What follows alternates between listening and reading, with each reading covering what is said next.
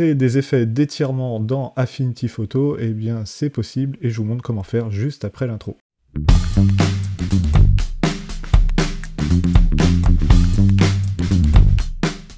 Salut à tous, c'est Laurent et bienvenue dans ce nouveau tuto sur Affinity Photo. Aujourd'hui, je vous montre deux effets d'étirement d'image qu'on peut réaliser dans Affinity Photo. Donc, vous allez commencer par ouvrir un nouveau document et donc une nouvelle image. Pour cela, vous faites Fichier, Ouvrir et puis vous allez chercher l'image de votre choix, comme celle-ci. Voilà. Et ensuite, la première étape de ce tuto consiste à détourer votre sujet. Et donc, pour la détourer, on va utiliser le pinceau de sélection que vous connaissez certainement déjà, et ensuite, eh bien, pour venir sélectionner le sujet, on va commencer déjà par grossir notre pinceau en maintenant CTRL et ALT, et ensuite on vient peindre donc sur le sujet pour avoir une sélection qui se crée.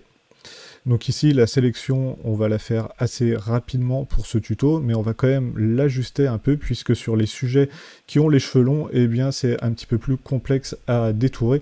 Donc je vais vous montrer comment on fait en ajustant la sélection, comment on fait pour avoir les cheveux qui apparaissent. On sélectionne, n'hésitez pas donc à venir réduire aussi votre pinceau et à zoomer avec CTRL et votre molette sur le sujet pour pouvoir prendre les détails plus facilement. Et maintenant, on va passer sur le visage.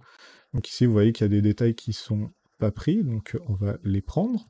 Voilà, si vous voyez que vous avez pris trop de détails juste ici, vous pouvez appuyer sur Alt et vous allez donc enlever de la sélection. Ici, hop, on vient sélectionner tout cela, comme cela. Voilà, là on est pas mal. Et maintenant, eh bien, vous pouvez cliquer sur le bouton Ajuster. Et donc sur le bouton ajuster, eh bien, je vous invite à cliquer directement sur le bouton premier plan, ce qui va vous permettre de sélectionner tout ce qui manque au premier plan. Donc ici, vous faites le tour donc, en naviguant sur l'image avec votre molette, et ici, vous voyez que il y a du rouge qui est sur le blanc, et eh bien ça veut dire que le premier plan n'est pas sélectionné, donc là, vous pouvez passer votre pinceau dessus, et normalement, la sélection sera affinée. Voilà, comme cela. Donc ici, vous faites bien le tour, vous regardez si tout est bon. Et pour les cheveux, vous pouvez remettre le cache. Hop.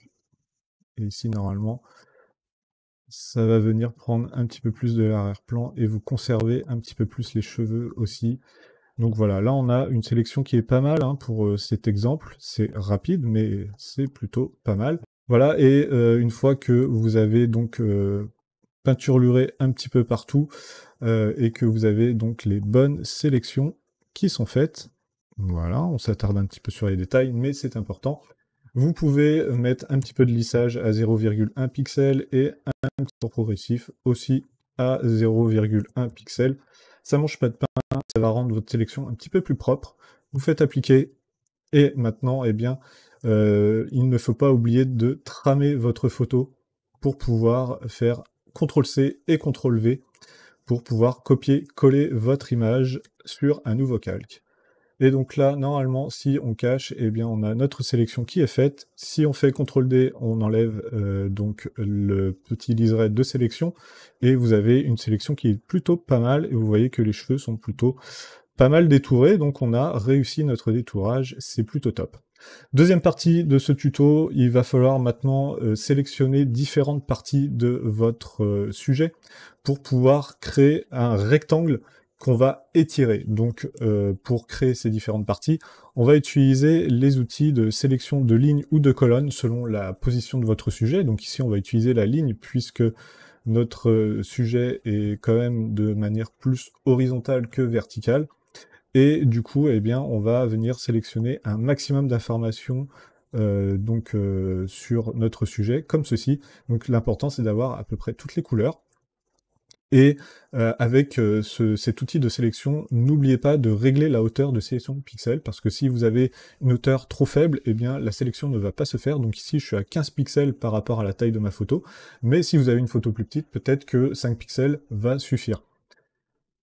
Donc ensuite, une fois que vous avez fait votre sélection en ligne ou en colonne, eh bien vous faites CTRL-C et CTRL-V, et ensuite vous faites CTRL-D, et ensuite, avec l'outil déplacer, eh bien vous allez pouvoir étirer votre sélection comme ceci. On va pouvoir passer ce calque-là derrière le calque principal. D'ailleurs, vous pouvez renommer vos calques. Ici, vous pouvez renommer sujet. Et ici, vous pouvez renommer en étiré. Et vous voyez qu'il nous manque quelques parties. Et donc, ces parties-là, eh bien, vous allez pouvoir les sélectionner au fur et à mesure sur votre sujet là aussi. Donc, vous faites la même technique. Vous répétez exactement la même procédure que ce qu'on a fait précédemment. Et donc là, vous pouvez venir prendre, par exemple, toute cette partie ici.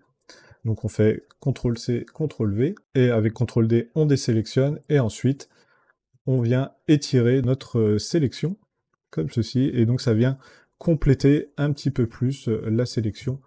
Hop, et on place ça derrière. Et on va faire pareil avec le pied, juste ici. Donc là, hop, pareil, on vient sélectionner un peu de peau, comme cela, sur le sujet. Toujours sur le calque sujet. CTRL-C, CTRL-V. CTRL-D, on renomme étirer 3, on clique, on glisse pour mettre en arrière-plan, et avec l'outil déplacer, on vient étirer. Et comme ça, vous allez pouvoir combler donc les trous qui vous restent. Vous voyez que là, sur le pied, sur la cheville, il reste sûrement un trou à combler, et après on sera bon. Donc on va pouvoir le faire, hop, comme ceci, voilà, là on prend bien la cheville, sur le sujet, CTRL-C, CTRL-V, CTRL-D, on renomme étirer numéro 4, on clique, on glisse, on se met sous le sujet dans le panneau calque, et ensuite on vient étirer donc notre calque comme ceci, et là on va avoir comblé à peu près tous les trous. Voilà. Et maintenant que vous avez fait ça, eh bien vous allez sélectionner vos 4 calques étirés, ou plus ou moins si vous en avez moins, et vous venez faire un clic droit sur un des calques, et puis ensuite vous venez cliquer sur fusionner la sélection, et là, tous vos calques vont se fusionner en un seul calque. Troisième partie de ce tuto, on va maintenant créer l'effet donc de coordonnées polaires. Donc cet effet-là est bien connu pour ceux qui utilisent Photoshop, et je l'ai utilisé pendant quelques années, et j'utilisais les coordonnées polaires pour déformer des paysages et créer des tables d'orientation. Et je suis content de retrouver ce filtre de déformation dans Affinity Photo, puisque c'est plutôt pratique, et du coup ce filtre-là, attention, il est destructif, donc ça veut dire que vous ne pouvez plus revenir dessus après, donc je vous conseille déjà de dupliquer ce calque-là avec CTRL-J, vous le cachez, et ensuite vous sélectionnez donc la copie.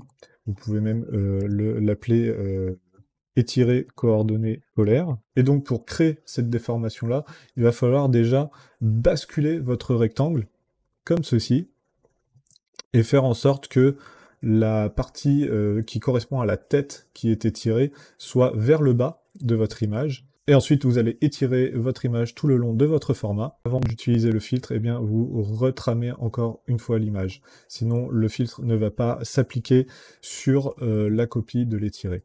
Et ensuite, eh bien, vous allez dans Filtre, vous allez sur Distorsion, et vous cliquez sur Rectangulaire apolaire. Moi, j'ai fait un petit raccourci en l'appelant Coordonnées polaires, mais eh bien, si vous cliquez dessus, vous voyez que ça vous crée une déformation à peu près circulaire.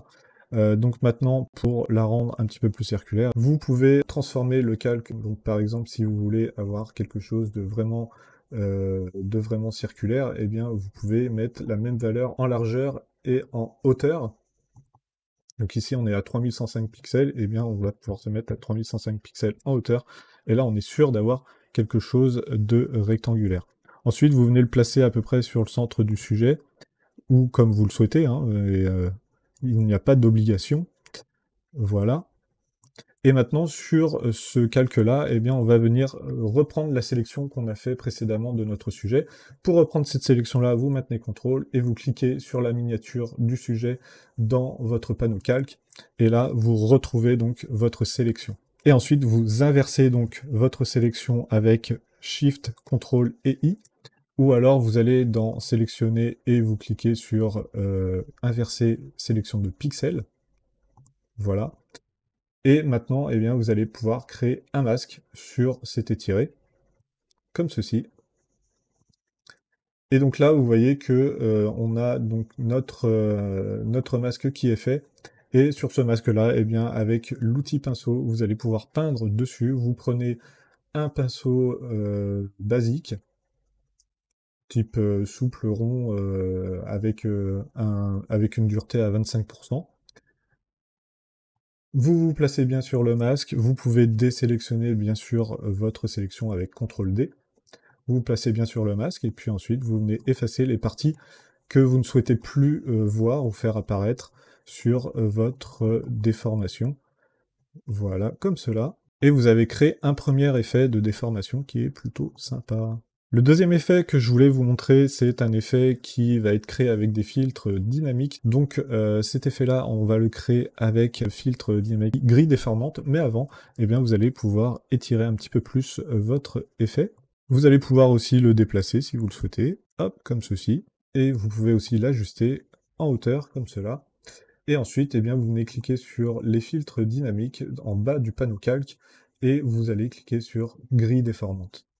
Une fois que vous avez cliqué dessus, eh bien, vous prenez le point inférieur droite de votre grille déformante, et puis vous le ramenez en haut à gauche, et là vous avez créé une sorte d'effet de déformation de voilage, qui est plutôt intéressant, plutôt sympathique, et vous pouvez jouer sur les petites poignées pour déformer un petit peu plus l'effet, qui va vous donner un effet de voilage assez sympa. Et puis une fois que cet effet-là vous convient, vous faites terminer, et puis vous pouvez venir replacer un petit peu plus l'effet avec l'outil déplacer, hop, juste ici.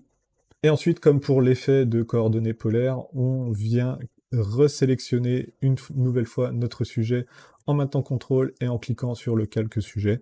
Donc là, on récupère notre sélection. Et ensuite, on inverse notre sélection. Donc on va dans sélectionner et on clique sur inverser la sélection, comme ceci. Vous pouvez créer un masque sur le calque étiré. Vous pouvez désélectionner et vous pouvez venir peindre pour enlever les parties de l'effet que vous ne souhaitez plus avoir.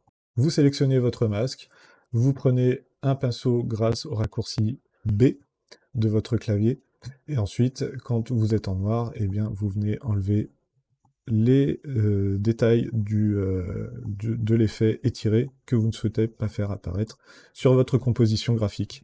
Eh bien, je vous félicite, vous êtes arrivé à la fin de ce tuto. Si celui-ci vous a plu, n'hésitez pas à me laisser un petit pouce levé en l'air, un petit commentaire. Et en attendant, eh bien, je vous souhaite un très bon apprentissage sur la suite Affinity. Je vous dis à plus, ciao!